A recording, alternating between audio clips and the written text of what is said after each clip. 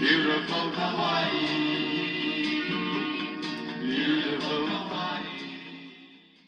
In this video, I just want to share my newly found item, and this is National Compact Modular Stereo. The model is SF448. It has two original speakers. This unit is fully manual. As we take a look at the right side, the two knobs are left and right. This is a power switch, on and off. These are the controls. This one here is for the 33 and 45 RPM speed adjust knob. This one here is the off.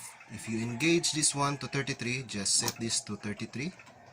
There is a imbus number 33 and also at this part number 45. So that is engaged in 33, turn off, then engage in 45 RPM. It has an original 45 7-inch adapter. It has an original sapphire needle and a ceramic cartridge. The plotter. This is a 50 Hz cycle converted to a 60 Hz cycle.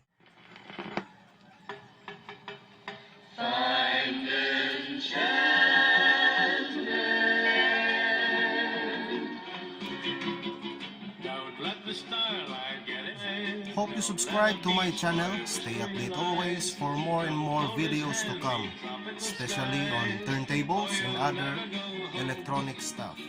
As always, thanks for watching.